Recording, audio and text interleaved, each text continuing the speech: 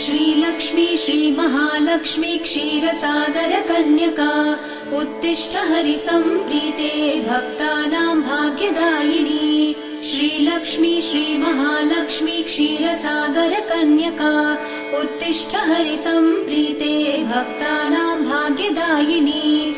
उत्तिष्ठोत्तिष्ठ श्रीलक्ष्मी विष्णुवक्षस्थलालये उत्तिष्ठ करुणापूर्णे लोकानां शुभदायिनी। उत्तिष्ठोत्तिष्ठ श्रीलक्ष्मी विष्णुवक्षस्थलालये उत्तिष्ठ करुणापूर्णे लोकानां शुभदायिनी।